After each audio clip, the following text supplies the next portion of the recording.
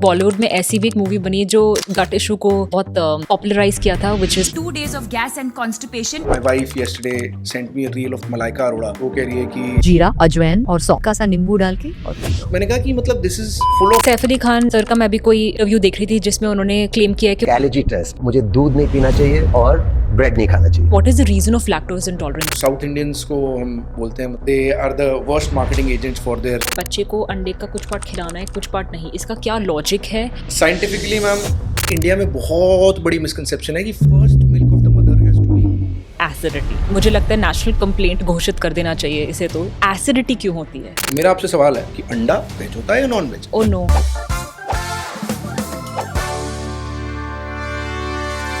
They say the way to a man's heart is through his stomach. But honestly, this also holds true for women, for kids and for our lovely seniors too. खाना हम सबको पसंद है। खाना decide करता है कि हमारा मूड कैसा है, हमारे एनर्जी लेवल्स कैसे हैं, और कभी कभी तो खाना हमारी पूरी पर्सनालिटी डिसाइड करता है। बट सोशल मीडिया के इस गहरे समुंदर में जहाँ पर इंफॉर्मेशन के साथ मिस इन्फॉर्मेशन फ्री मिलती है, कभी कभी तो मैं भी कंफ्यूज हो जाती हूँ कि क्या इतने सालों से हम गलत खाना खाते आए हैं। रोज एक नया डिटॉक्स ड्रिंक आता है, रोज एक गट हेल्थ का हैक आता है, बट टू बी ऑनेस्ट इसमें से बहुत सारी सिर्फ बेकार की नॉइज है। इसी नॉइज को चेक लगाने के लिए welcome to another episode of the skin and scalp show. और इस एपिसोड में हम बात करेंगे सीधी सिंपल भाषा में about gut health. So let's welcome our guest doctor Shubham Vatsya. Sir एक गैस्ट्रोएंट्रोलॉजिस्ट है। He is a DM in gastroenterology which is a top specialty. Sir हमेशा से ही एकेडमिकली एक टॉपर रहे हैं और प्रेस्टिजियस इंस्टीट्यूट से उन्होंने अपनी डिग्रीज हासिल की हैं। सर को अपने डिपार्टमेंट में लोग पॉपुलर वॉकिंग टॉकिंग हैरिसन के नाम से बुलाते हैं। हैरिसन वही बुक है जो मेडिसिन के स्पेशलिस्ट पढ़ते हैं। तो आप समझ सकते होंगे सर के पास कितने गोल्ड मेडल्स और कितने एकेडमिक अचीवमेंट्स होंगे। But not only that, sir is also an excellent clinician. और आज हम उन्हीं से पूछेंगे कि गट के बारे में जो मिथ्स हम सुनते आ रहे हैं उसमें से क्या सच है और क्या सच नहीं है। So let's begin this wonderful episode. Welcome to this podcast sir. Thank you so much doctor Joshi. मैंने आपको रिलीजियसली फॉलो किया है एज अ डॉक्टर। मैंने बहुत चीज़ें आपकी रील से सीखी हैं, because when it comes to dermatology, जब मैं बहुत सारी रील्स देखती हूँ स्किन केयर इन्फ्लुएंसर्स की, सो कॉल्ड स्किन एक्सपर्ट्स की, तो कभी कभी तो अच्छी इन्फॉर्मेशन होती है बट कभी कभी बहुत ही मिसलीडिंग ऐसी इन्फॉर्मेशन होती है कि सर पकड़ने का मन करता है। एंड जब आपका कंटेंट देखना शुरू किया तो मुझे रियलाइज हुआ कि oh no, I've been doing so many things wrong all this while. And कितनी छोटी छोटी इन्फॉर्मेशन है जो हमें लगता है कि ये तो सही होनी चाहिए क्योंकि ये तो हम सुनते हैं, ये तो एडवाइस है, बट आपने उन मिथ्स को बस्ट किया है। I want to know, was this the very reason why you actually started creating content on social media? So no, I think my the first reason was that my patients were actually getting influenced by people online, and what they were telling me was purely not scientific and not academic. Social media does one thing to you, it makes you believe in something. Now Yeah. belief is like religion. Once you believe in a religion, there's no what do you call logic or science behind it. So if there's a fan following of someone online, it becomes very tough to make them understand. मैं उनको समझा नहीं पा रहा था कि नहीं ऐसा नहीं होता है, तो इसलिए मुझे लगा कि उनको पता ही नहीं है और एक बेचारा पेशेंट है वो कैसे जज करे एक डॉक्टर को। उसे नहीं पता मैं कितना पढ़ता था लाइब्रेरी में, मैं कितनी मेहनत करी है, मैंने MBBS कहाँ से करी है, मैंने MD कहाँ से करी है, मैंने DM कहाँ से करी है। वो बेसिक चीज़ों से जज करता है कि मेरे क्लिनिक आया तो स्टाफ ने कैसे बात करी, वेटिंग एरिया कैसा था, गूगल रिव्यूज़ कैसे हैं, इंस्टाग्राम फॉलोअर्स कितने हैं, यूट्यूब सब्सक्राइबर्स कितने हैं। तो मुझे लगा कि इंसान सही आदमी के पास पहुंच ही नहीं सकता, एक्सपर्ट के पास पहुंच ही नहीं सकता, क्योंकि एक्सपर्ट को जज करने के तरीके विद टाइम बहुत ज़्यादा बदल गए हैं। So that was the turning point where I wanted to create relevance with the correct scientific information. So that was the time I started making content, because I thought that as doctors we have to change with time and we have to come online and take that responsibility of spreading awareness amongst the general population. आप जो आप सिर्फ बता रहे थे कि बहुत सारे लोग आप ही को क्वेश्चन करते हैं, ऐसे कौन से 3 मिथ्स हैं जो आप जनरली सुनते हैं और आपको लगता है कि ये अभी अभी ट्रेंड करना शुरू किए, ये ऐसा पहले कोई मानता नहीं था? मैम ऐसा है कि सुबह उठ के पहली चीज़ क्या लूँ, मतलब अगर मैं अजवाइन पानी पहले ले लूँगा या मैं लाइम वाटर पहले ले लूँगा या ये चीज़ पहले ले लूँगा, तो मुझे इस इन्फ्लुएंसर ने बोला बहुत बढ़िया है। My wife yesterday sent me a reel of Malaika Arora, जो कह रही है कि मेरे स्किन का राज ये है और मैं इतनी ओल्ड एज में भी इतनी फिट इसलिए हूँ कि मैंने अजवाइन डाली इसमें, सुबह उठ के उसे ओवरनाइट अजवाइन और फ्लैक्स सीड्स सोक किए, पानी को डिस्कार्ड किया, फिर उस पानी को उबाला, उसमें नींबू निचोड़ के डाला और सुबह मैंने पहले लिया तो मेरी डिटॉक्स ड्रिंक बन गई। तो मैंने कहा कि मतलब this is full of antioxidants in the time of the day is not important कि आप किस टाइम पे लो. Yeah. आप एंटीऑक्सीडेंट्स ले रहे हो, आप संतरा खा रहे हो तब भी वही कर रहे हो, आप एप्पल खा रहे हो तब भी वही कर रहे हो, आप केला खा रहे हो तब भी वही कर रहे हो. द थिंग इज, जो भी आप ये न्यूट्रिशन की बात कर रहे हो, पहली चीज आप एंटीऑक्सीडेंट्स खाने की बात कर रहे हो, विटामिन सी रिच फूड खाने की बात कर रहे हो, फाइबर की बात कर रहे हो, हाइड्रेशन की बात कर रहे हो. तो ये बहुत बड़ा एक मिथ है कि हाँ सुबह उठ के ये मुझे करना है तो मैं अच्छा रहूंगा. तो दूसरा मिथ मुझे लगता है कि बहुत सारे इन्फ्लुएंसर्स ने किया हुआ है कि इस ऑर्गन के लिए ये बेस्ट खाना है, इस ऑर्गन के लिए ये बेस्ट खाना है, आपको स्किन अच्छी रखनी है तो आपने ये खाना है, अपने लिवर अच्छा रखना है तो ये खाना है. यस, कुछ चीज़ें हैं जो साइंस प्रूव करती है, बट वो कहीं बात नहीं होती. One of my reel around went 50 million, like I told you that black coffee is very good for liver. तो ये NEGM का आर्टिकल है जिसपे रैंडमाइज कंट्रोल ट्रायल भी हुए हैं, जिसमें एक्चुअली प्रूव हुआ है कि yes, black coffee is the only substance which can remove fat from your liver, but it can not replace diet, lifestyle and weight loss. Fatty liver का actual treatment diet, lifestyle, weight loss है.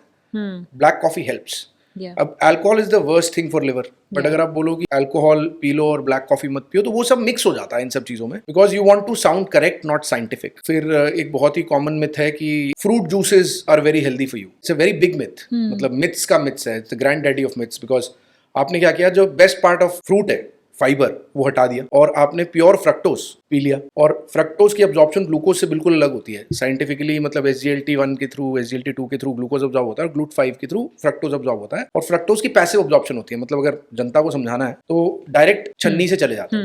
Glucose को absorb करने में फिर भी energy लगती है और ये सारा फ्रक्टोज आपके लिवर में जाके फैट में कन्वर्ट होता है. अगर if not as bad as alcohol, fruit juices become just 1% less bad Yeah. For your liver. तो ये काफी कॉमन 3 मिथ्स हैं जो मेरे दिमाग में रैंडमली आपने बात करी तो आए. Just a follow-up question on this. When you say that coffee is very good for liver, what is the logic behind it? Ma'am, What there is are polyphenols, Yeah. there are antioxidants, there is anorectic effect, and it is an observational study which has seen that yes, the chances of cirrhosis, the chances of liver fibrosis, the chances of liver cancer are 1/3 to 40%, 33 to 40% lower in regular consumers of black coffee. Black coffee means black. Yeah. No cream, no sugar, yeah. Have they mentioned any dosing, as in how many cups of black coffee? So a day? ma'am, cups का नहीं है. There are studies which say 78 milligram of what do you call caffeine, of cocoa caffeine, not मतलब ऐसे नहीं कि आपने जो normal coffee चल रही है वो Sure. Cocoa. Yes, there are studies which dose बताती हैं, but मैं अपने पेशेंट्स को बोलता हूँ that it is an acquired taste. Yeah. Like a lot of my patients drink alcohol and they enjoy alcohol. So I asked them कि पहली बार आपने शराब पी थी तो आपको कितनी टेस्टी लगी थी? नहीं लगी थी. तो ये सब acquired है. तो Yeah. हम very practically I asked them कि आप 2 सिप्स से शुरू करो और 10 दिन 2 सिप्स पीजिए. Yeah.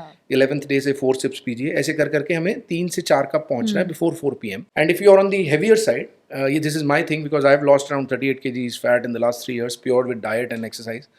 तो मैं हर डाइट के पहले अगर ब्लैक कॉफी नहीं भी पी पा रहा तो कैपुचिनो या मतलब कोकोआ वाली थोड़े से मिल्क के साथ लेता हूँ. Because coffee also has an anorectic effect which can be used as a positive for people who are obese or overweight or struggling from metabolic dysfunctions.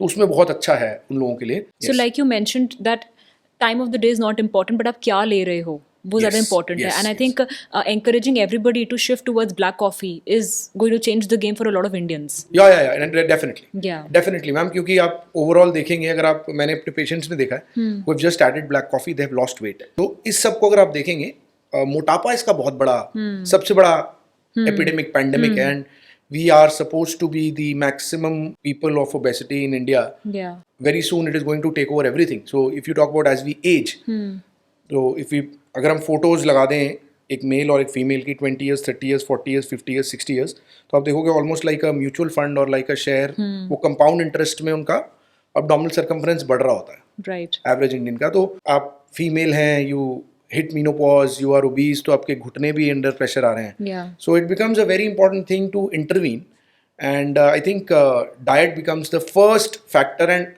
आप ये नहीं कह सकते कि आप न्यूट्रिशनिस्ट नहीं हो. जैसे मेरी तो degree gastroenterology, hepatology, human nutrition है, जो पूरा डिपार्टमेंट है. बट आप ये मुझे बताइए कि लाइफस्टाइल का सबसे इंपॉर्टेंट पार्ट न्यूट्रिशन है.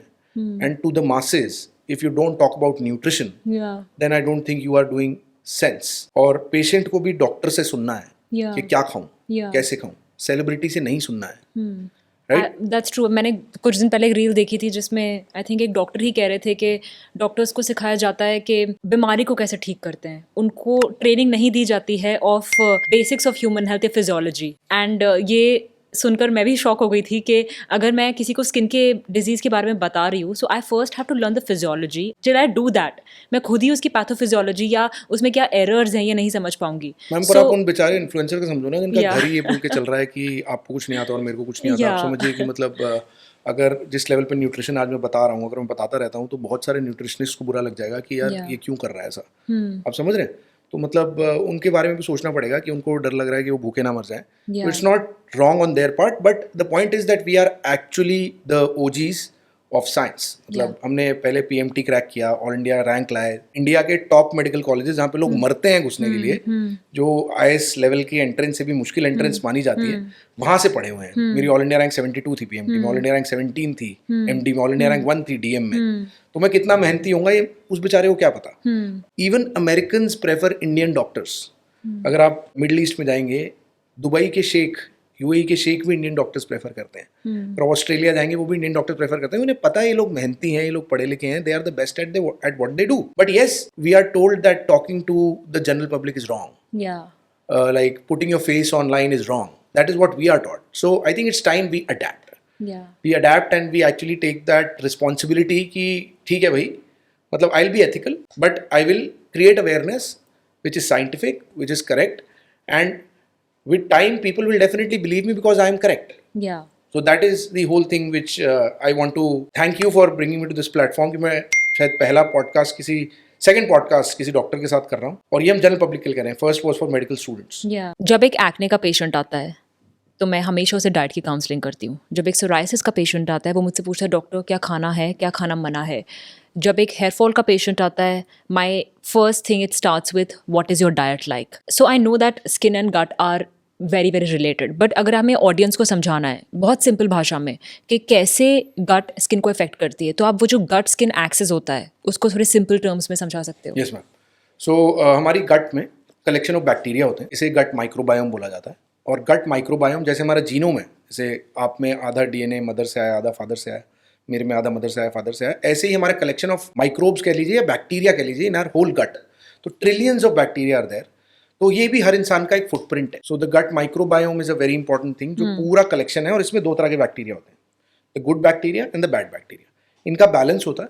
And when the good are more than the bad, it is called eubiosis. Eu means good, biosis means जीना. तो ये आपस में गुड के फेवर में जी रहे. इसी तरह किसी भी कारण से bad diet, over use of antibiotics over the counter, over use of what you call fried food, over use of processed food, तो बैड बैक्टीरिया आउटग्रो करते हैं गुड बैक्टीरिया. ये जो कंडीशन होती है इसे डिसबायोसिस बोला जाता है. डिसबायोसिस साइंटिफिकली प्रूवन है, जो favour of bad bacteria scientifically proven है, बहुत सारी बीमारियों का एक फर्टाइल ग्राउंड बनता है. जब डिसबायोसिस होता है तो आपको एक कंडीशन डेवलप होती है जिसे लीकी गट बोला जाता है. तो ये जो बैड बैक्टीरिया ये एंडोटॉक्सिन्स प्रोड्यूस करते हैं, जो बैक्टीरियल बैड टॉक्सिन्स होते हैं, और लीकी गट के साथ ये टॉक्सिन्स आपके ब्लड में आते हैं. This creates a systemic inflammation with a pro inflammatory storm. मतलब कुछ ऐसे पदार्थ होते हैं शरीर में, इंटरल्यूकिन 1, TNF अल्फा, जो इसमें ज्यादा प्रोड्यूस होते हैं. That reaction can definitely target not only the skin but multiple organs. When it targets the skin, it's called the gut-skin axis. When it targets the brain, it's called the gut-brain axis. When it targets any other organ,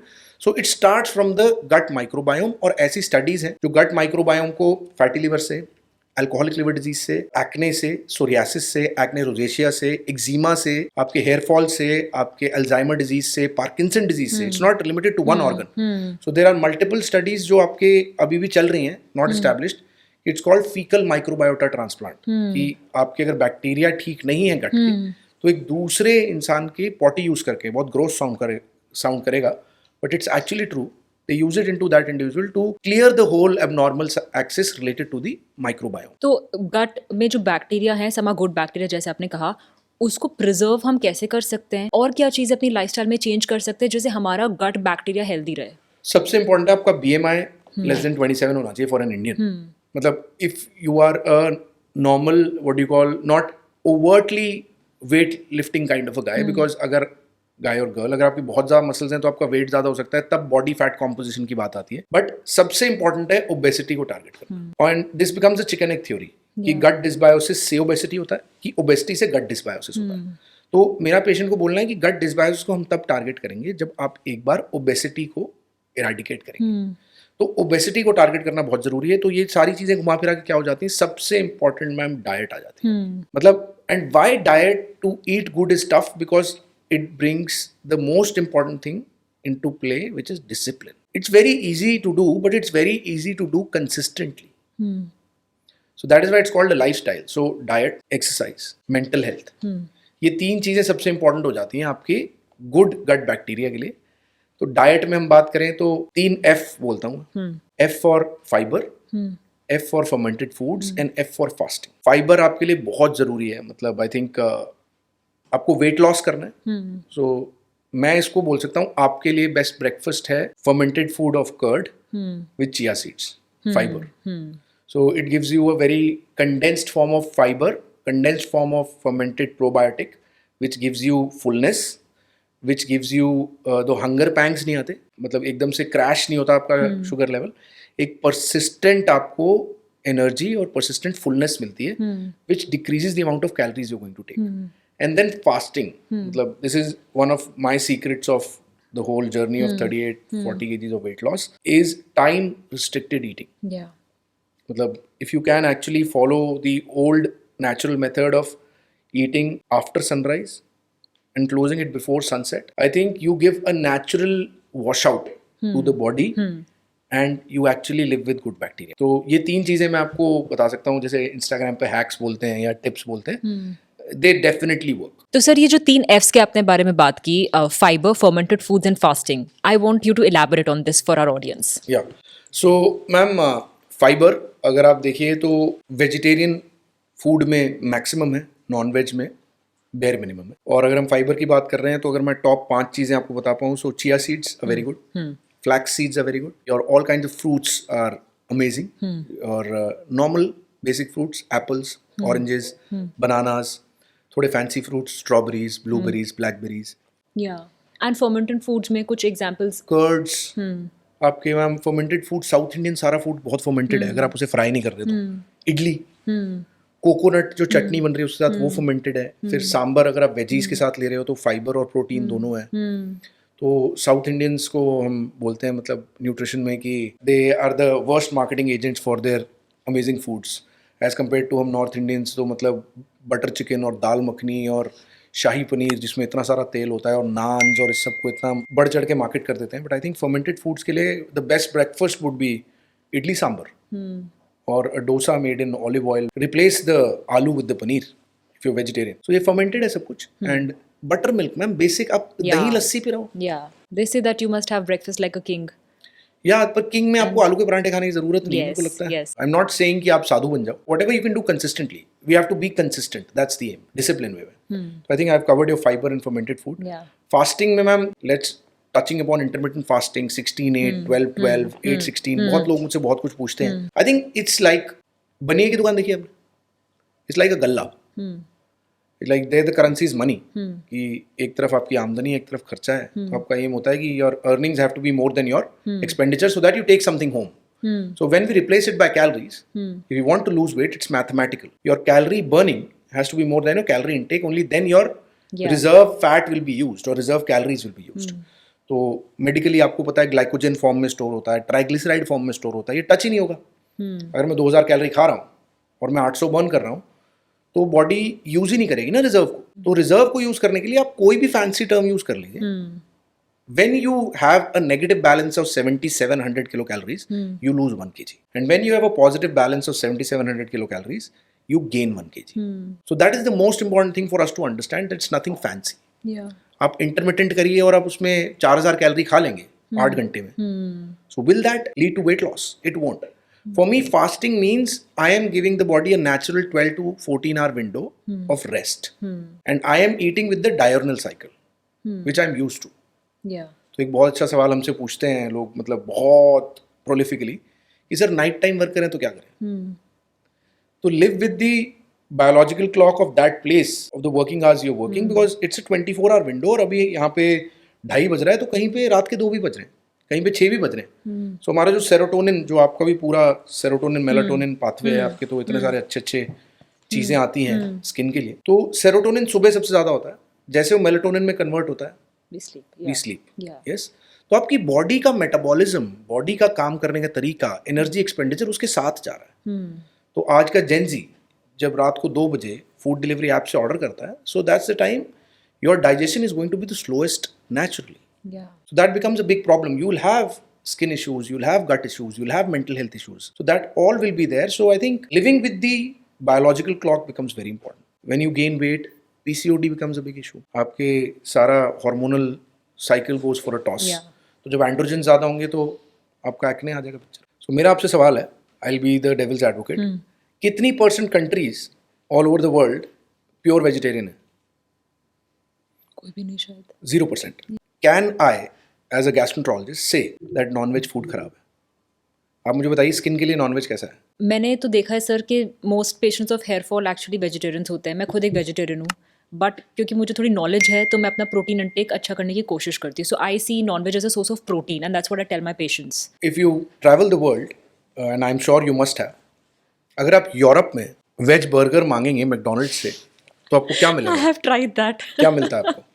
और मैंने अपने husband को कहा, who is by the way a pure non vegetarian, रोज non veg खाते हैं. मैंने कहा इसमें कुछ तो नॉनवेज है. I'm just trying to say, not going against any beliefs, but my personal experience जब मैं यूरोप में था, यूएस में था, अगर मैं किसी से वेज बर्गर मांग रहा था तो वो वाइट मीट को, Yeah. चिकन और फिश को वेज मानते हैं एंड वो रेड मीट को नॉन वेज मानते हैं. तो ये परसेप्शंस, इमोशंस और बिलीव्स हैं जो हम फाइट करने नहीं है, हम साइंस पे फाइट करने हैं. सो मैं ये बोलना चाहता हूँ कि प्रेपरेशन का तरीका ऑल ओवर द वर्ल्ड जो हमारा है नॉनवेज का, वो पर से मुझे लगता है अनहेल्दी है. Proper way to eat non veg I think is the semi Japanese, semi European way. Like semi Japanese इसलिए क्योंकि उन लोगों ने अपने आप को बहुत ज़्यादा स्टमक कैंसर करा लिया स्मोक्ड फिश की वजह से. या बट अगर आप यूरोपियन वे और जापानीज वे एक्चुअली देखेंगे तो सब कुछ ग्रिल्ड है. आप एक ही तेल को 15 बार यूज़ करके, जैसे सबसे पॉपुलर दिल्ली में जो नॉनवेज फूड की जगह है वो जामा मस्जिद है. मौलाना आजाद से मैं हूँ, आपके हस्बैंड डॉक्टर अंकुर हैं. तो हम जब रात को जाते थे वहाँ पे तो वो ग्रेवी में सिर्फ तेल होता था. मतलब लाइक तेल भी रीयूज्ड कितनी बार वो किसी को नहीं पता. या तो हमारे लिए नॉनवेज डेलिकेसी बटर चिकन है. That's not the way it was meant to have. या अगर आप किसी इटालियन को इंडिया में लाकर डोमिनोज का पिज्जा खिलाओगे, किसी का पिज्जा खिलाओगे तो वो सुसाइड कर लेगा. या या आप किसी चाइनीज को इंडिया में आप उसे हाका नूडल्स खिलाओगे तो वो भी सुसाइड कर लेगा. राइट. सो मतलब that is what the whole thing is, that we have modified it in an unhealthy way. Things which were supposed to be healthy. And again, ideal protein ma'am, PSM के पार, जिससे हम सारे proteins की protein value को जज करते हैं medically, scientifically. Ideal protein एक ही है, एग. अब हमने इतनी रील्स बनाई, इतनी वायरल हुई, 10 मिलियन पे खड़ी है डाल के एग पे. तो क्यों वायरल हुई? क्योंकि लोगों को ऑब्सेशन है एग योक से.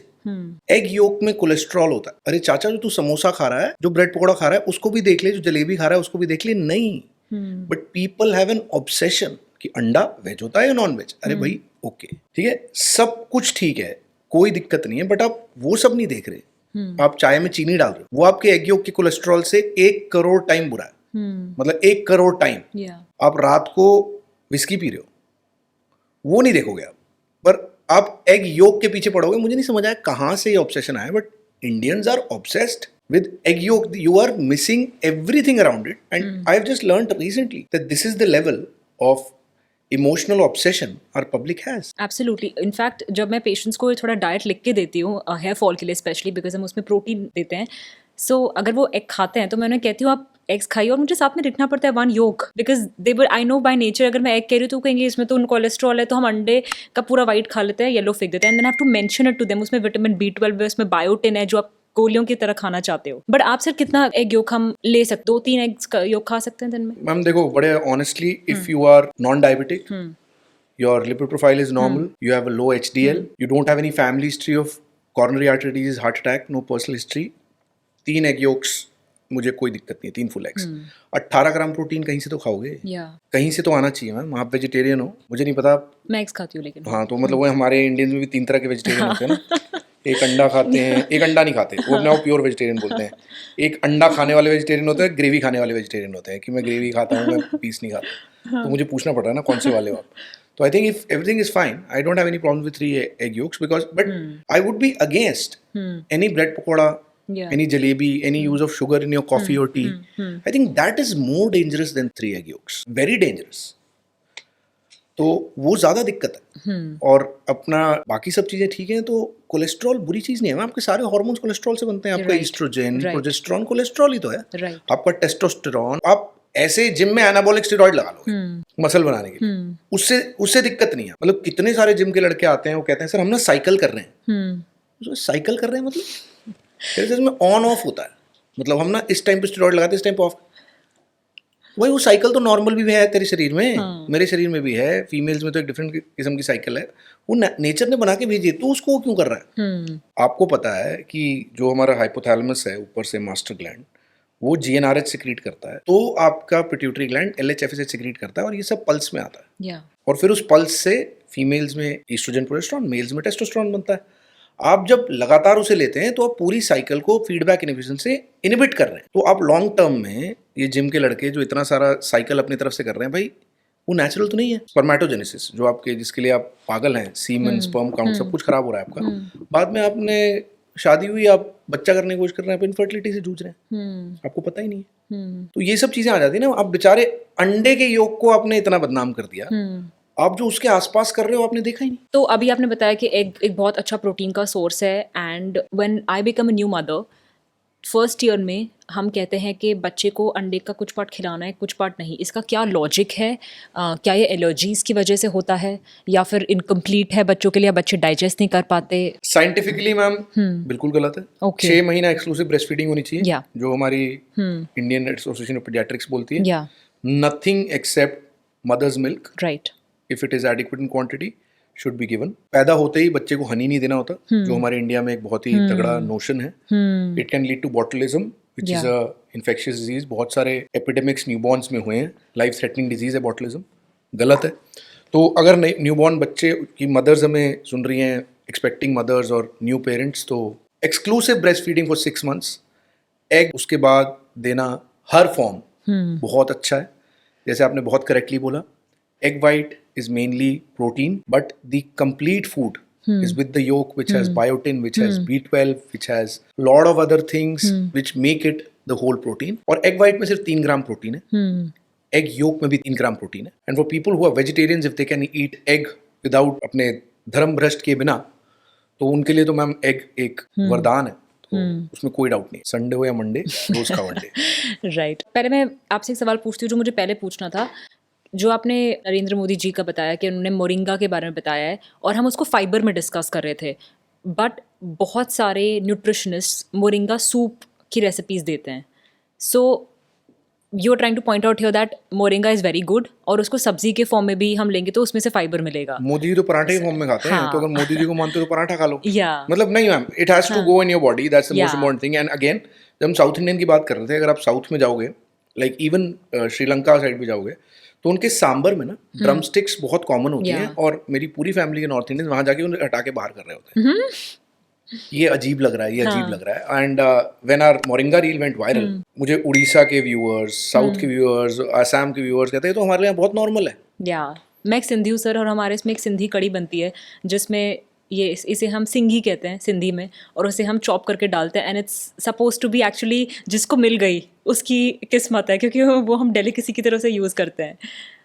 So I completely agree. It's a very good thing. And जब से obviously मोदी साहब ने बोला, तब से ज़्यादा पॉपुलर हुआ, even for people like us. मुझे भी इतना नहीं पता था, मैंने भी रिसर्च करी अपने पेशेंट्स के लिए, मैंने भी उसको ऐड किया अपनी diet. I think it's a very good thing. ऐसी कुछ चीज़ें आपको लगता है जो गट को सेंसिटाइज करती है अर्ली एज में, हम बच्चों को अवॉइड कर सकते हैं? गट माइक्रोबायोम की जो हम बात कर रहे थे, वो हर चीज़ पे डिपेंड करता है। डिलीवरी किस रूट से हुई, या वेजाइनल डिलीवरी हुई या सिजेरियन सेक्शन हुआ, क्योंकि जो फीमेल है उसके वेजाइनल ट्रैक्ट में कुछ ऑर्गेनिजम्स होते हैं और स्किन पे अलग होते हैं। राइट। तो जो बच्चा वेजाइनली डिलीवर हो रहा है वो अलग माइक्रो ऑर्गेनिजम्स को एक्सपोज हो रहा है, जो सिजेरियन सेक्शन से डिलीवर हो रहा है वो अलग ऑर्गेनिजम्स को एक्सपोज हो रहा है। तो एलर्जीज आपकी गट माइक्रोबायोम पे डिपेंड करती हैं।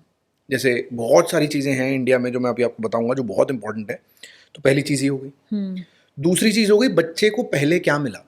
शहद मिला, माँ का दूध मिला। जैसे एक इंडिया में बहुत बड़ी मिसकंसेप्शन है कि first milk of the mother has to be ignored, but that is colostrum, that is the mother of vitamin A. That is the mother, grand mother of nutrition. तो कोलोस्ट्रम मिलना चाहिए बच्चे को सबसे पहले, उसके बाद एक्सक्लूसिव ब्रेस्ट फीड मिलनी चाहिए। मिली कि नहीं मिली, ये बहुत सारी एलर्जीज डिसाइड करता है। जो आपका ग्लूटेन इतना पॉपुलर है, जो बहुत ही पॉपुलर हो रखा है, मैं ग्लूटेन सेंसिटिव हूँ। Classically ma'am gluten sensitivity medically सिर्फ 2 फॉर्म होते हैं, coeliac disease and non coeliac gluten sensitivity. वो ऐसे नहीं होती, but exclusively breast fed babies have significantly lower gluten allergy in the life. 6 महीना पूरा होते ही you can add wheat, you can add दाल का पानी, egg becomes very important। एकदम से नॉनवेज नहीं भी ऐड करें चलेगा, बच्चा चबा भी नहीं पाएगा, दांत भी नहीं है, तो लिक्विड दे रहे हैं जो हम दे रहे हैं। चिकन सूप आप देना चाहते हो दे दीजिए, मुझे दिक्कत नहीं है। Like my wife has seen me from, because my wife is daughter of my father's best friend, so we came in touch like that. तो जब मैं छोटा था मेरे बाल नहीं थे, और जितने थे वो ब्राउन थे और पैची थे, and I became a semi non-vegetarian because of medical college। Survive करना अगर इंडिया के बाहर रहा ट्रेनिंग में, तो बहुत जगह पॉसिबल नहीं है आज भी। तो she saw me, I was expected to lose all my hair by 30, so now I'm 37, 38, but my hair have grown denser, blacker, and the patches have gone away, and my wife collaborates it to my protein intake। अब देखिए दूसरी चीज होती है, आज जैसे हम एक ट्रांजिशन में हैं, हम एक प्योरली लो सैनिटेशन पब्लिक फील्ड्स यूज करते हुए टॉयलेट से धीरे धीरे करके हम पहुंच रहे हैं सैनिटाइजेशन की तरफ। इसके पॉजिटिव्स नेगेटिव्स दोनों हैं। मेडिकली इसे हाइजीन हाइपोथेसिस बोला जाता है।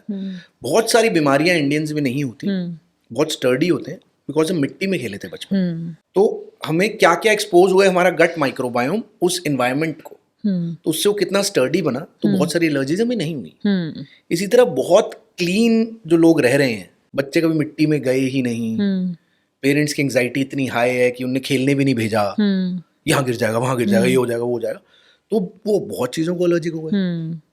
सो that plays a major role in allergy. खड़े होके बोल देना कि मैं एलर्जिक हूँ, I think that becomes again a very big fat, because just using your platform to call this, बहुत सारे फूड एलर्जी टेस्ट अवेलेबल है मार्केट में, 100% प्योर स्कैम है। I wanted to ask you this because हम बिल्कुल नहीं करते, और मेरी फेलोशिप है एलर्गोलॉजी में फ्रॉम जर्मनी, एंड वहाँ पे तो ये टेस्ट बिल्कुल परफॉर्म नहीं किए जाते।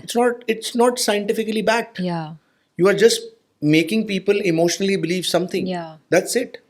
That's it। मतलब मेरे पास इतने सारे लोग आते हैं, मैं कहता हूँ मैंने इतनी पढ़ाई कर ली, मुझे तो ये टेस्ट भी नहीं पता क्या होते हैं। वो 15 पेज की रिपोर्ट होती है, 15,000 रुपए का टेस्ट होता है मैम। और क्या वो जापान की कौन सी लैब है जो नूरो गुड़गांव साइड में 15,000 रुपए की कोलोन थेरेपी हाइड्रोथेरेपी होती है, पता नहीं ABC करके क्या करते हैं, सारे अमीरजादे जाते हैं। मेरे को समझ ही नहीं आया, मतलब मेरे पास इतने पेशेंट्स आते हैं फोर्टिस में भी, क्लिनिक में। I am not able to understand कि is this the need of the hour. Do you think is related to the nocebo effect? Explain कर दो नोसीबो इफेक्ट क्या होता है। मतलब अगर प्लेसिबो इफेक्ट पता है, तो ये मैं पहली बार सुन रहा हूं। अगर आपके टेस्ट में आ गया है कि इससे एलर्जी है, आप एलर्जिक होगे भी नहीं, बट आपको खाते से लगेगा कि कुछ तो गड़बड़ चल रही है। हाँ, तो नेगेटिव प्लेसिबो हो गया। यस मतलब बिल्कुल obviously ma'am. See as you have said, you have read psychiatry, so Sigmund Freud, the father of psychiatry, who read the human brain, said that 99.9% individuals live the VABE theory, VABE। V for victimization, A for accusation, B for blame, E for expectations। ये emotions का game है।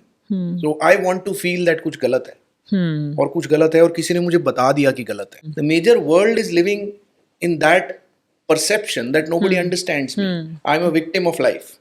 तो उसमें आपको एक lab आके बोल रही है तो इसके भी एलर्जिक है, तो इसके भी एलर्जिक है, तो इसके भी एलर्जिक है। मैंने ऐसी एलर्जी सुन ली है मैडम, मैं पी एलर्जिक हूँ, मैं भरता एलर्जिक हूँ। ये मेरे को एक पेशेंट ने आके बोला, क्यों? मेरे टेस्ट में आया बैंगन से एलर्जी है। मुझे नहीं पता कहाँ पे ऐसा, कौन सी दुनिया में ये होता है, बिकॉज मैंने तो ऐसा कुछ भी नहीं पढ़ा। या मुझे ज्यादा पढ़ने की जरूरत है, या हमारी मॉडर्न टेक्स्ट बुक्स गलत हैं सारी, क्योंकि ये बिल्कुल डिफरेंट दुनिया चल रही है। But coming back to allergies, जैसे डर्मेटोलॉजी में a lot of allergic symptoms do present, like urticaria, and we have this concept of pseudo allergen diet, जहाँ पेशेंट्स को कहते हैं कि देखो ये नॉन एलर्जेंस नहीं है, बट किसी को ट्रिगर कर सकते हैं एलर्जीज। एंड कुछ तो हम जैसे कहते हैं केचअप्स, सॉसेस, डिप्स, जिसमें भी कलरिंग या फ्लेवरिंग एजेंट्स हैं, सिंथेटिक मटीरियल्स है, but also natural foods like berries are highly allergenic to a lot of patients. In fact, even peanuts and nuts. So, gut में भी ऐसे कुछ symptoms present होते हैं इनके? नहीं, but you are right. In specific cases, you can be sensitive to something. More than allergy, I would conventionally call it sensitivity. Sensitivity. Because for allergy to occur, I think, if I'm correct, according to Robbins' textbook of pathology, you need a mast cell to come to the area and secrete histamine. Yeah. If that is not happening, Yeah. क्योंकि majority of these मैंने भी देखा है, ये antihistaminics को नहीं respond करते. And allergy per se has to respond to Yeah. antihistaminics. दूसरी चीज, आपके जो क्लासिकल कॉन्टैक्ट डर्मेटाइटिस होता है, कितना कॉमन है, मतलब डिटर्जेंट्स और ये सब, again it's an atopy, Yes. it's an allergy, Yes. again to not a known allergen, but what is the treatment to hit and trial से ढूंढ के उसे eliminate करना. हर डर्मेटोलॉजी का सोल्यूशन स्टेरॉइड नहीं है, Yeah. You will agree. हर गैस्ट्रोएंटरोलॉजी की बीमारी का सोल्यूशन एलर्जी नहीं है. और डाइट इंपॉर्टेंट है, बट डाइट हेल्दी रखने के लिए, आप बीमार होते हैं तो एक स्पेसिफिक कंसल्टेशन जरूरी है. तो I think I am trying to bring the allergy thing to a grey area, कि एलर्जी है कि सेंसिटिविटी है. यू कैन हैव दैट, कोई Yeah. बहुत बड़ी चीज नहीं है. Yeah. Definitely can have that. But it should be, जैसे आपने कहा, विथ हिट एंड ट्रायल, कि वही कर मुझे सकते क्या हैं ना। प्रॉब्लम दे रहा है, rather than going for these panels we were talking about. वो तो मैम देखो अपने साथ ही बुरा करना है, क्योंकि सॉल्व कुछ नहीं हो रहा ना. Just complicates, and it doesn't. I tell my patients, it will not change my line of treatment. It will do not do me anything good कि मैं आपको ये लिख दूं और पैनल, आपका because treatment उसे insist. इमोशन नहीं दे रहा ना मैम. Yeah. उसे इमोशनल किक चाहिए, उसको डोपामिन भी नहीं दे रहा, उसको सेरोटोनिन भी नहीं दे रहा, उसे कुछ नहीं दे रहा. Yeah. वो रील स्क्रॉल करने के वो है ना, आप बोलो ये ट्रीटमेंट है, ये रील स्क्रॉल करने से रोकेगा तेरे को, है आपके पास ऐसा ट्रीटमेंट नहीं है ना. Yeah. तो दैट ठीक है, मतलब हाँ. भिड़ना नहीं है, भिड़ के कुछ नहीं मिलेगा, बिकॉज क्या कर लोगे आप, नहीं कर सकते, करना भी नहीं है ma'am. I think if we start doing that ना, we will give up someday. Yeah, but लगता है सर कि टेस्ट लिखने में भी प्रॉब्लम है, ना लिखने में भी प्रॉब्लम है कभी कभी. प्रॉब्लम है ना मैम. Yeah. आपकी फीस दी है, आपने दवाई नहीं लिखी तो प्रॉब्लम है. Moving on from food allergies, जो हम कह रहे थे sensitivity of gut, let's say. Yeah. So a lot of patients will tell me, doctor हमारा गट बड़ा सेंसिटिव है, हमें बहुत जल्दी ब्लोटिंग हो जाती है, हर चीज़ के खाने पे ब्लोटिंग हो जाती है. तो आप बता सकते हैं मेडिकली ब्लोटिंग में होता क्या है, what is happening in the gut really? Okay, so you have to understand digestion for that. तो मैं अपने व्यूअर्स के लिए बेसिक चीज बता दूंगा. हम जब खाते हैं खाना, अराउंड 5 to 15 मिनट्स में reaches our stomach through the food pipe, जो मेडिकली इसोफेगस बोलते हैं. स्टमक के 4 पार्ट होते हैं. सबसे ऊपर फंडस, फिर बॉडी, पाइलोरस और एंट्रम. पेट में खाना 4 घंटे रहता है, ठीक है. और इस खाने को अकोमोडेट करने के लिए आपका जो फंडस सबसे ऊपर होता है, उसमें एक प्रोसेस होती है, इसे RRF बोला जाता है, receptive relaxation of fundus. Okay.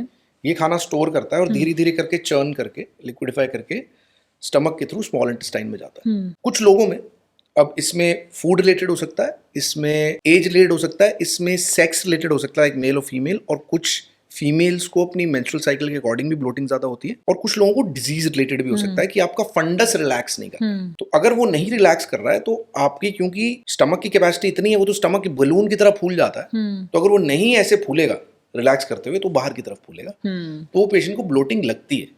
तो एज अ डॉक्टर सबसे इंपॉर्टेंट चीज है कि is it interfering with your productivity of life, socially, work related, economic productivity, आपका मूड सारा इस वजह से अगर यहीं पे रह रहा है, तो मेरे को इंटरवीन करके बीमारी ढूंढना जरूरी है. कोई पेप्टिक अल्सर डिजीज, कोई हेलिकोबैक्टर पाइलोरी इन्फेक्शन, कोई इरोसिव गैस्ट्राइटिस, ये सब कर सकता है. बट बहुत बार ये गट ब्रेन एक्सेस से रिलेटेड होता है. अगर आप इन लोगों में बहुत अच्छी से हिस्ट्री लेंगे, तो ये थोड़े से एंशियस भी होंगे, थोड़े से ओवरथिंकर्स भी होंगे, थोड़े से लाइफ में स्ट्रेस टेकिंग एबिलिटी भी कम होगी, थोड़े से नाइट स्लीप भी खराब होगी. तो ब्लोटिंग में ये सब हिस्ट्री लेना काफ़ी ज़रूरी है. और again it comes to lifestyle more, and you have to counsel the patient, क्योंकि बहुत सारे पेशेंट हैं मैम.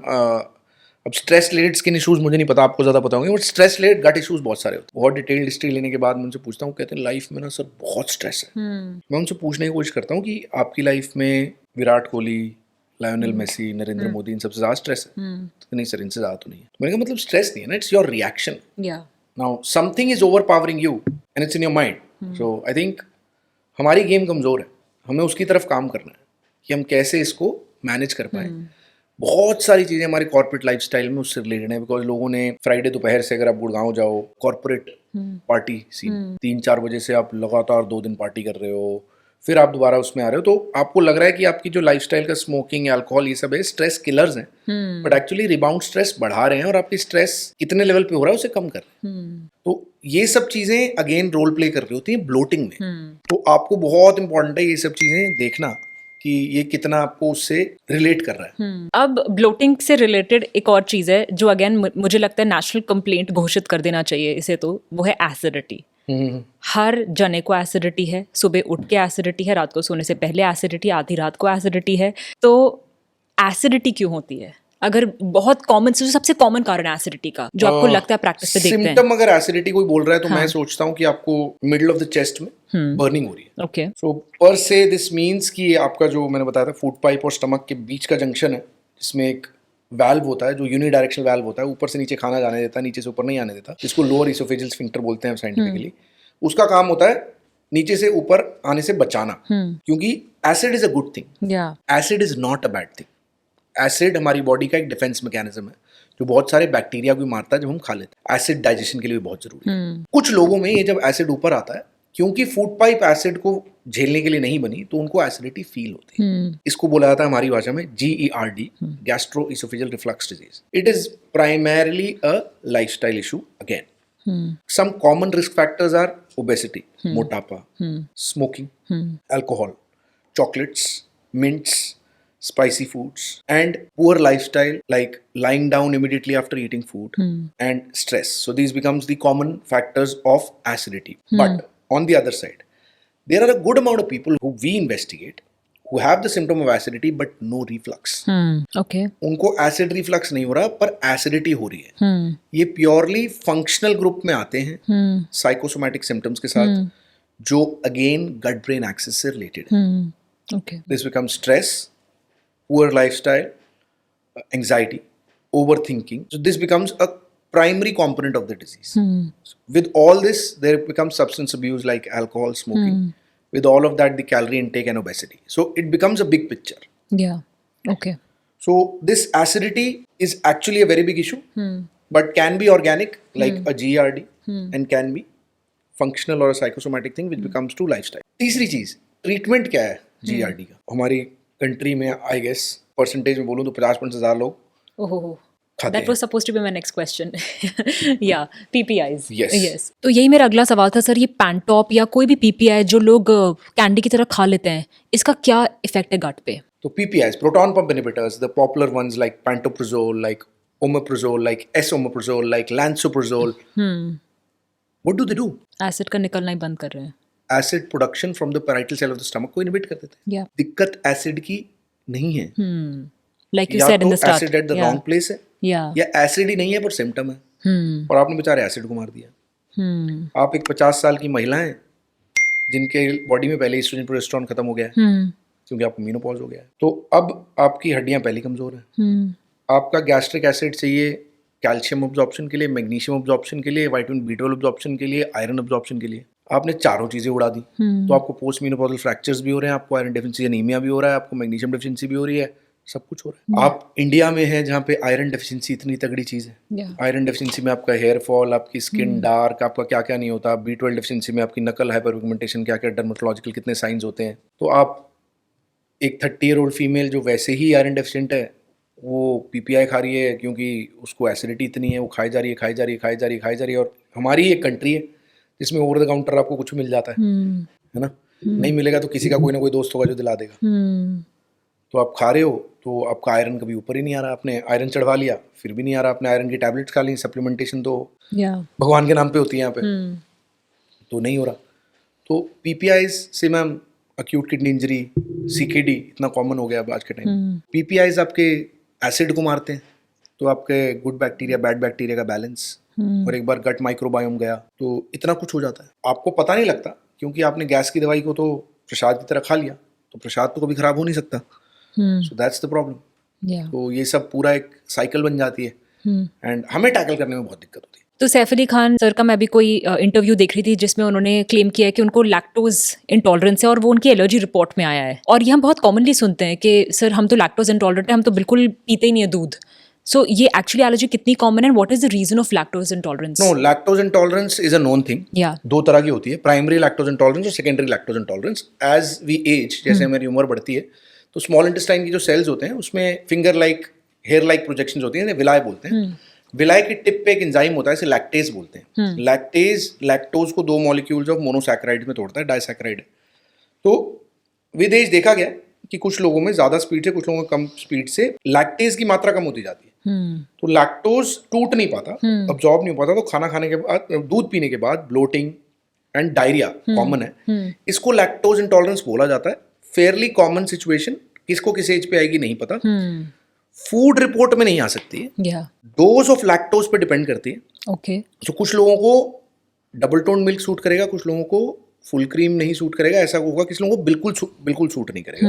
कुछ लोगों को दूध से बनी हुई चाय, आधा पानी आधा दूध, दूध से बनी हुई कॉफी सूट करेगी, कुछ लोगों को वो भी सूट होना बंद हो जाएगी। जनरली इन लोगों को कर्ड और बटर मिल्क और पनीर से दिक्कत नहीं होती, बिकॉज ये फर्मेंट होके ओवरनाइट लैक्टोज लैक्टिक एसिड में कन्वर्ट हो जाता है। इसका टेस्ट होता है स्टूल पीएच, क्योंकि जब आपको लैक्टेज नहीं तोड़ पाता तो बैक्टीरिया इससे लैक्टिक एसिड बनाते हैं। तो नॉर्मली आपके पॉटी का पीएच, मार्कर ऑफ एसिडिटी होता है 5.5 के ऊपर होता है। ओके जब stool pH goes below 5.5, it is called a diagnostic test of lactose intolerance. Okay but yes, कुछ बहुत सारे पेशेंट्स हमें आके तो बोलते ही हैं, हम उन्हें बोलते हैं कि अगर दही से आपको एलर्जी हो रही है, दही से दिक्कत हो रही है, पनीर से दिक्कत हो रही है, देन हम किसी डिफरेंट जोन में है, क्योंकि उनमें लैक्टोज नहीं होता। राइट ठीक है, तो हमें एक स्टूल पीएच टेस्ट करना चाहिए to actually document lactose intolerance. तो सैफ अली खान साहब को किसी लैब वैब ने पैसे ना दिए हों, क्योंकि ये बड़े डूबियस से लोग होते हैं, सेलिब्रिटीज। क्योंकि जैसे आपने सैफ अली खान की बात करी, तो हम तो बोलते हैं कि अक्षय कुमार साहब 3 बजे सो जाते हैं, उठ जाते हैं, सॉरी, रात को सनसेट के बाद सो जाते हैं, बट वो वही हैं जो जुबान केसरी और इस सब की टोबैको के एड्स भी करते हैं, डिस्गाइज मार्केटिंग करते हैं। तो मतलब सोच समझ के आई थिंक इनकी बात को मानना मुझे लगता है has to be taken with a pinch of salt, या क्योंकि ये लोग कोई भी बयान बदल सकते हैं और हम में से कोई भी देख नहीं रहा कि ये क्या एक्चुअली लाइफ में करते हैं और क्या ये और फाइनेंशियल रीजंस कर रहे हैं। तो डेफिनेटली इन्फ्लुएंस होती है मीडिया, और इसलिए मुझे लगता है इन लोगों को ज़्यादा रिस्पॉन्सिबल होना चाहिए। बट रिस्पॉन्सिबिलिटी की बात करें तो बॉलीवुड में ऐसी भी एक मूवी बनी है जिसने गट इशू को बहुत पॉपुलराइज किया था, विच इज़ पीकू। एंड उसमें बहुत फेमस डायलॉग था कि इंसान का इमोशन उसके मोशन से जुड़ा है। एंड हम देखते हैं ओल्ड एज में, जो ऐसा मूवी में दर्शाया भी गया है, ओल्ड एज में ये सिम्टम्स ऑफ कॉन्स्टिपेशन कॉन्स्टेंटली आकर। नाउ उस मूवी में 1-2 डायलॉग्स हैं, जैसे कि घूमने से कुछ नहीं होगा, जाके बैठिए तब जाके पूप आएगी। तो थोड़ा इस टॉयलेट हैबिट्स की बात कर लेते हैं। क्या घूमने से एक्चुअली मोशन आता है? So yes, ma'am, it is one of the lifestyle modifications which is prescribed to people with constipation. So it is said that regular brisk walking, along with good amount of water and fiber, are the 3 most important okay lifestyle modifications for chronic constipation. And yes, as a country, we are obsessed with poop. या भारत में potty आने का मतलब है fresh होना। मतलब सुबह उठ के अगर मैं पॉटी नहीं जा रहा तो मैं फ्रेश नहीं हो रहा, which is again a convention. हम बहुत ज़्यादा ऑब्सेस्ड हैं, और बहुत सारे लोग ऐसे हैं जो अपने पॉटी को देख के एनालाइज करके, हम तो वो लोग हैं कि उनकी हमें सुबह उठते हैं तो गुड मॉर्निंग मैसेज के साथ पॉटी की फोटोज़ भी होती हैं कि डॉक्टर साहब देखो राजमा खाए थे वैसे वैसे बाहर आ गए, चने खाए थे वैसे वैसे बाहर आ गए। तो I think yes, we are obsessed with potty, and we can't do much about it, but yes we can make the people aware कि हर रोज़ पॉटी नहीं आ रही, तो ऐसा नहीं है कि हर रोज़ पॉटी आएगी। आप जर्मनी में थे, हर रोज पॉटी नहीं आती लोगों को वहाँ पे। हमें आती थी क्योंकि हम फाइबर रिच कंट्री थे, आज हमने उसे प्रोसेस्ड रिच कंट्री बना दिया है। फूड डिलीवरी एप्स ने हमारे लिए सब कुछ इजी कर दिया है। तो इजी किया है और डाइट खराब करी है। हम मुझे नहीं पता कितने लोग रेगुलरली फ्रूट्स खाते हैं, या जैसे बाहर जा रहे होते थे बच्चे थे, मम्मी कहती है ले एप्पल ले जा, चाहते चाहते खा लियो। कितने लोग ऑफिस जाते हुए गाड़ी चलाते हुए एप्पल खा रहे होते हैं। या आई डोंट थिंक अब वो एक नॉर्म है, जबकि होना चाहिए। या आपको भुजिया नहीं खानी चाहिए, आपको उसकी जगह एप्पल खाना चाहिए। या An apple a day keeps the doctor away. 2 apples a day keeps the doctor twice away. Same for banana. आपको स्नैकिंग करनी है, आपको बनाना खाना चाहिए, आपको रोस्टेड पीनट्स खाने चाहिए, तो वो सब चले गया कहीं पे। And again the amount of dry fruits which we eat I think must be at an all time low with upcoming kids also. वही है, आई थिंक ये सब चीज़ें इंपॉर्टेंट हैं जो हम नहीं फॉलो कर पा रहे हैं, तो फिर हम कह रहे हैं हमें प्रेशर नहीं बन रहा है। या और उस मूवी में एक और डायलॉग है, योर कॉन्स्टिपेशन इज हियर। सो जो हम स्ट्रेस की बात कर रहे थे, या फिर और कोई थॉट प्रोसेस जो कॉन्स्टिपेशन को एग्रीवेट कर सकती है। तो मैम ये तो medically irritable bowel syndrome constipation predominant बोला जाता है। Irritable bowel syndrome means that your stress and anxiety is coming to your gut. या So irritable bowel syndrome means that there is serotonin imbalance, and 90 to 95% of your serotonin comes from the gut. Serotonin is the master of the gut-brain axis. When serotonin imbalance occurs, you will have serotonin deficiency or serotonin excess, which will lead to either diarrhea or constipation. So yes, if you don't have a disease or you don't have any organic disease, then your constipation will be here, and it will be very tough for you to modify that, but can be done by persistent work on your gut brain axis. मैंने किसी योगा की book में पढ़ा था sir, जो एक बार पूप करे, washroom जाए, वो योगी, जो 2 बार जाए वो भोगी, और जो बार बार जाए वो रोगी. सो आप जो मुझे कह रहे थे कि रोज जाना जरूरी नहीं है, सो बट लोग उसे रिलेट करते हैं कि नहीं, दिन में एक बार सुबह जो हम फ्रेश हो गए वो बहुत इंपॉर्टेंट है. मैं जो अपने पेशेंट में 4 टेस्ट करवाता हूँ, जो मेरे लिए मेजर गट इन्फ्लेमेशन रूल आउट कर देते हैं, वो है पहला कंप्लीट ब्लड काउंट, दूसरा सीरम सीआरपी, तीसरा फीकल कैल्प्रोटेक्टिन, और चौथा सीलियाक सीरोलॉजी, जो मेरे लिए बहुत इंपॉर्टेंट है, सीलियाक डिजीज की सीरोलॉजी. अगर ये 4 मैम बिल्कुल नॉर्मल है ना, तो मैं मरीज की बात सुनना ऑलमोस्ट अपने दिमाग में बंद कर देता हूँ, क्योंकि मुझे समझ आ जाता है कि मैं मेजर टाइम में functional bowel disease, irritable bowel syndrome, functional dyspepsia, इनसे जूझ रहा हूँ. बट आपसे थोड़ा इलैबोरेट कर सकते हैं, सीबीसी में आप क्या मार्कर क्या देखते हैं इसमें, कि जो अनीमिया, थोड़ा आयरन अब्जॉर्प्शन आपके डोडनम से होती है, B12 अब्जॉर्प्शन आपके आइलियम से होती है. राइट. तो ये 2 सबसे इंपॉर्टेंट आपके एचबी के पार्ट्स हैं. आपका एचबी नॉर्मल है, मतलब आपका आयरन, और आपको आप डॉक्टर एमसीवी देख सकते हो आप. राइट. अगर एमसीवी 84 to 96 के बीच में है और एचबी नॉर्मल है, दैट मींस आपके आयरन और B12 अब्जॉर्प्शन ठीक है, आपको कोई मैल अब्जॉर्प्टिव सिंड्रोम नहीं है, मैल अब्जॉर्प्टिव डिजीज नहीं है, आपको कोई जीआई ब्लीड नहीं है, आपको कोई न्यूट्रिशनल डेफिशिएंसी नहीं है. Serum CRP marker of systemic inflammation, आपको बॉडी में इन्फ्लेमेशन है कि नहीं है. Faecal calprotectin sign of neutrophilic infiltration into the intestine, okay. अगर नहीं है तो इंटेस्टाइन में कहीं इन्फ्लेमेशन नहीं है. 20% of these IBS patients, according to Indian data, can have hidden celiac disease, Okay. the classical gluten allergy. As a gastroenterologist, I cannot miss it. अगर मैं मिस करूंगा, जैसे gastroenterology बोलते हैं, celiac disease is the toughest disease to diagnose, easiest to treat for the doctor and toughest to treat for the patient. क्योंकि आप north Indian बंदे को बोला कि तो अभी ग्लूटेन नहीं खाएगा, रोटी नहीं खाएगा, मैदा नहीं खाएगा, मिठाई नहीं खाएगा, समझ रहे हैं? तो मैंने ये सब रूल आउट कर लिया. तो मेरे को पता है कि चाहे मैं इस पेशेंट की एंडोस्कोपी कोलोनोस्कोपी ना करूं, मेरे को मेजर पता है कि मैं कुछ मिस नहीं कर रहा हूं. तो इस पे इंसान को कॉन्स्टिपेशन है तो मुझे पता है ये आपके यहाँ से डायरिया है, मुझे पता है यहाँ से पेट दर्द है, मुझे मेजर पता है यहाँ पे, और इवैल्यूएट करूंगा. I won't leave it and I will treat the patient accordingly. I will give him full attention, but this will tell me major. तो मैं आपको ब्लैंकेट प्रिस्क्रिप्शन नहीं दे रहा हूँ कि मेरा यूट्यूब देख के आप सारे कराने लग जाओ और बोलो मेरे को बीमारी नहीं है. वो कॉल अगेन मेरी है.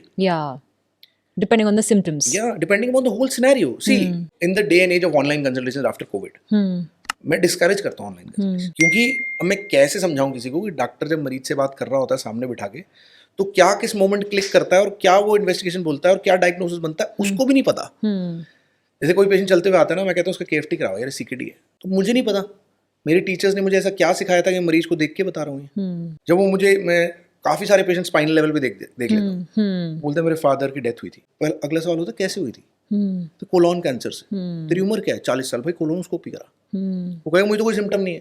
भाई रिकमेंडेशन है, ठीक है. तो आपके क्वेश्चन में सीबीसी में आपने बोला, तो मैंने आपको चारों का बताया. अब मैं आपको बताता हूँ कि आपके लिए भी बहुत अच्छा होगा, हमारे व्यूअर्स के लिए बहुत अच्छा होगा. डॉक्टर क्या सोच रहा होता है जब आप बात कर रहे होते? पढ़ा लिखा डॉक्टर रेड फ्लैग ढूंढ रहा होता है कि ऐसी तू क्या बात करेगा जिससे मुझे समझ आएगा कि you are my priority patient, कि मुझे तुझे investigate, over investigate, super investigate करना है, मैं कुछ नहीं मिस कर सकता. तू मुझे बोल रहा है हिस्ट्री में, सर मैंने कोई कोशिश नहीं करी, मेरी भूख भी नॉर्मल लगती है, पर 6 महीने में मेरा 10% से ज्यादा वेट लॉस हुआ है. Unintentional weight loss of more than 10% in the last 6 months is called significant weight loss, needs evaluation to the death. मतलब पेशेंट चाहे मुझे बोले तू ज्यादा इन्वेस्टिगेट कर रहा है, बट मैं नहीं छोड़ सकता. आपको पूप में ब्लड आ रहा है या ब्लैक पूप आ रहा है, hell will break loose in my mind. I as a doctor have to justify. आप कह रहे हो आपको जो भी सिम्टम है, जो आप ये क्या कह रहे हो ना, यहाँ कॉन्स्टिपेशन होता है, ये लॉन्ग स्टैंडिंग होता है. ये आपको 20-30 साल की हिस्ट्री मिलेगी. पूरी जिंदगी निकाली थी पीको में अमिताभ बच्चन ने. जिस दिन पॉटी आई थी वो मर गया था, उसका इमोशन इतना हैप्पी हो गया था, राइट. तो recent onset of symptoms goes against a functional disease, red flag है. कोई भी सिम्टम जिसका ऑनसेट 50 साल के बाद है, नहीं छोड़ सकते आप. Family history first degree relative में किसी भी कैंसर की, पर्टिकुलरली जीआई कैंसर की, डायबिटीज की, हार्ट डिजीज की, नहीं मिस की जा सकती. इन्वेस्टिगेशंस में लो हीमोग्लोबिन होना नहीं मिस किया जा सकता. और पता है क्लासिकल टेक्स्ट बुक कहती है 50 साल के ऊपर किसी भी इंसान में iron deficiency is a sign of gastrointestinal cancer unless until proved otherwise. तो अगर 55-year-old फीमेल आ रही है, इसका मतलब क्या है? फीमेल है, 50 साल की हो चुकी है, मतलब पीरियड्स बंद हो गए. मेजॉरिटी आयरन डेफिशिएंसी नहीं में इंडिया में फीमेल्स में गायनेकोलॉजिकल होता है. मेन में कोई सोर्स है नहीं ब्लड लॉस का, तो उसमें मान रहे हैं कि जीआई लॉस है. इसका मतलब अगर 55 ईयर ओल्ड 60 ईयर ओल्ड का मेल या फीमेल मेरे पास आया 6 का हीमोग्लोबिन लेके और मैं उसे एंडोस्कोपी कोलोनोस्कोपी और सीटी एडवाइज नहीं कर रहा हूँ, तो कोर्ट ऑफ लॉ में मैं गलत हूँ।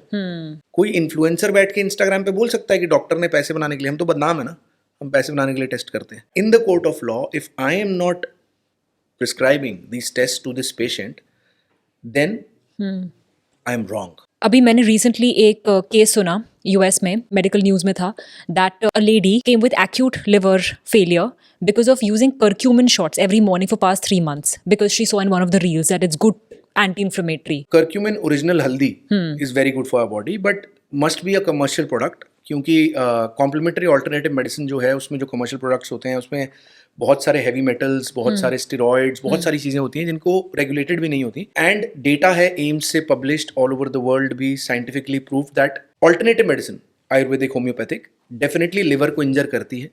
इंडिया में they are the second most common cause of drug induced liver injury. Acute liver failure के नोन कॉज हैं एंड काफ़ी कॉमनली हमारे सिरोसिस के पेशेंट भी इसकी वजह से मर भी जाते हैं बिकॉज ऑलरेडी उनका लिवर ले नहीं पाता। तो ये मिथ नहीं है, ये बिल्कुल सही न्यूज़ है जो आपने पढ़ी कि आपको आयुर्वेद और होम्योपैथिक दवाई से आपका लिवर बेटर होता है जैसे बिलीव करते हैं, बल्कि साइंटिफिकली आयुर्वेदिक, होम्योपैथिक और ऑल्टरनेटिव मेडिसिन से definite liver injury, liver failure और decompensation of already proved liver disease होती है। A lot of my friends in the US have started asking me कि अभी जब मैं ट्रैवल कर रही थी कि आप हमारे लिए इसबगोल ला सकते हो, क्योंकि psyllium husk is becoming very very popular and relevant in the US, और जबकि इंडिया में बहुत हमारे तो ग्रैंड पेरेंट्स उसी पे रहते हैं। I want to know the importance because from what I understand, it's good for your gut health. I want to understand the importance. Regularly भी लोग उसे ले सकते हैं या कोई मेडिकल कंडीशन में उसे लेना है? नहीं मैम, साइलियम हस्क लेने में कोई दिक्कत नहीं है। आप उसे कर्ड के साथ भी ले सकते हैं, पानी के साथ भी ले सकते हैं। इसबगोल हो गया वो, it is an osmotic laxative. Problem हमें स्टिमुलेंट लैक्सेटिव से है, कायम चूरन से, सेना से, जो ये हम नॉर्मली लेते हैं। ये ऑस्मोटिक लैक्सेटिव पानी खींचता है आपकी गट में कॉन्स्टिपेशन रिलीव करने के लिए। स्टिमुलेंट लैक्सेटिव आपको जैसे घोड़े को डंडा मारते हैं, गधे को डंडा मारते हैं, वैसे डंडा मारता है लार्ज इंटेस्टाइन को फ्लश आउट करने के लिए। तो अगर आप ऑस्मोटिक लैक्सेटिव ले रहे हैं तो आप सेफ काम कर रहे हैं।